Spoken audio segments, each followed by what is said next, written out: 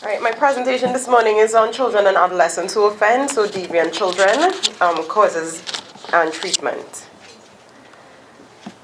I think few would disagree that concern about offending by young people is high in the eyes of the public, in the eyes of the media and politicians. The main issue that we have is that on one hand, children can be seen as vulnerable and in need of protection, while on the other hand, there's an expectation that they can be held morally to account for their actions. The intersection between risk, welfare, and rights in youth justice is complex. Offending and delinquent behaviors among youth tend, due to a complex interplay of biological, genetic, and environmental factors. So just to give some definitions, although I'm sure everybody's aware, juvenile delinquency refers to the habitual committing of criminal acts or offenses by a young person, especially one below the age at which ordinary criminal prosecution is possible. Antisocial behaviors, not to be confused with asocial behaviors, refer to disruptive acts characterized by covert and overt hostility and intentional aggression towards others or the established... Sorry. Okay. My program just touched it. Or the established values of society. The impulse towards aggression is considered by most psychologists to be a natural response to frustration, and in our culture it is inconceivable that a child could exist without being frustrated.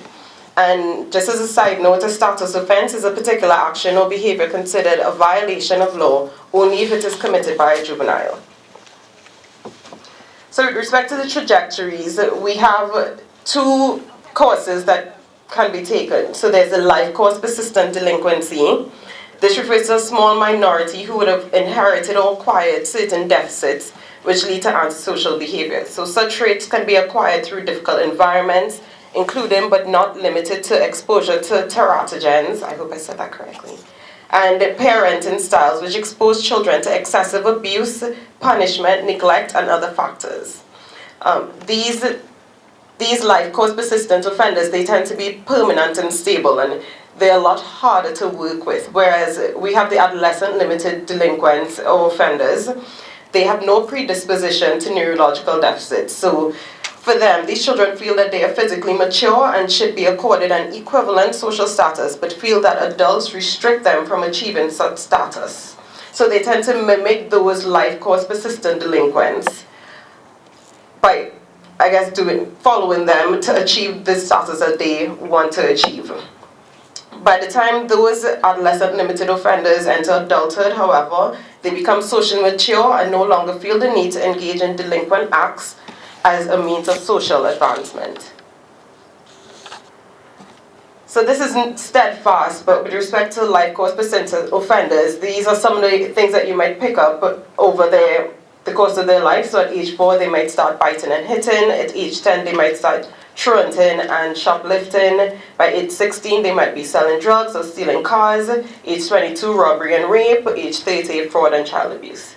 And persistent throughout their life might be drug addiction, homelessness, unstable relationships, domestic violence, and mental illness.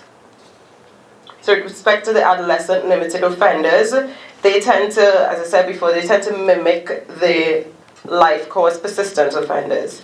So again, for them, they see power and privilege as a status, and they would achieve that by engaging in the offending behaviors.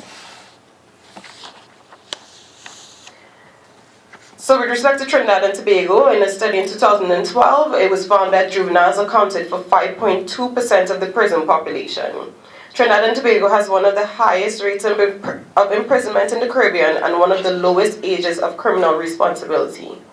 In Lal's study in 2007, among 9 to 11-year-olds, it was found that 64% engaged in physical fights, 17% previously stole something, 26% fought using a weapon, 27% used force to get something. In addition, he would have also found that 66% disobeyed and answered back teachers, 2% would have used illegal drugs, 45% would have previously drunk alcohol, and 19% would have truanted. And while boys are typically more delinquent than girls, as you can see, the numbers are almost comparable with respect to 74% of boys versus 64% of girls involved in physical fights, 54% of boys and 46% of girls previously threatened to hit someone. 33% of boys and 27% of girls use force to get something. So I think that these findings are quite troubling given the young age at which respondents engage in a wide range of delinquent acts, many of them being quite serious. So risk factors that research have identified include previous antisocial behaviors, as well as antisocial attitudes and beliefs, having peers or family members who have been in trouble with the law, being part of a culture which is supportive of such behaviors. For children, they tend to respond to traumatizing and destructive changes in the social reality by engaging in rebellious, deviant, or criminal actions, especially when they see others around them are doing the same thing. Then we have substance misuse, poor family environment. Research has found that experiencing or witnessing intrafamilial violence and in general and discontinuity of care were significant factors that distinguish those who became offenders as well as abusers from those who did not. Then we have low intelligence, poor concentration, hyperactivity, poor educational attainment, low socioeconomic status, living in a family other than two-parent structure, weak social ties, and childhood victimization.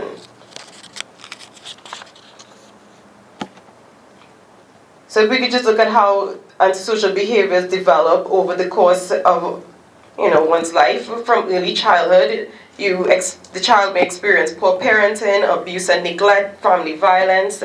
Then in middle childhood, that translates itself into low self-esteem.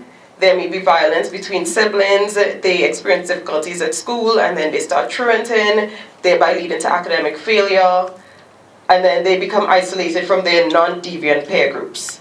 In late childhood into adolescence, they begin perhaps associating with deviant peer groups and gangs.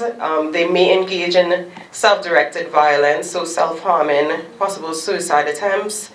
They have developed antisocial values, they engage in risk-taking behaviors, they're delinquent, and then subsequently engage in criminal acts. And then early adulthood onwards, they have these violent attitudes which have been established and accepted, and then they see the use of violence as normal within personal relationship, and then we have the continuation of a cycle of abuse.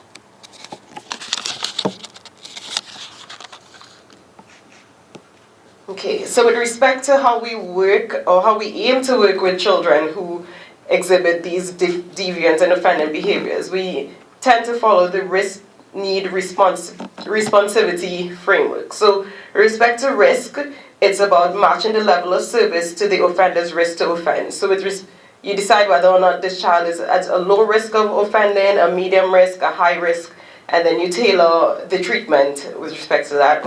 Then we have the need principle, which interventions should be focused on needs or problems closely associated with reoffending. So again, it is about what the individual, what drives the individual to offending, and you target that within your treatment. And then responsivity refers to taking into account individual factors such as age, gender, ethnicity, personality, motivation, which will affect how they respond within treatment. So this is just some risks that I identified, what we tend to look for with respect to indicators. So for example, with the antisocial personality pattern, you may look for impulsive behaviors, pleasure-seeking behaviors, restlessness in the child, aggressive behaviors, and irritability. So you know that your goal is to build self-management skills, teach anger management, etc.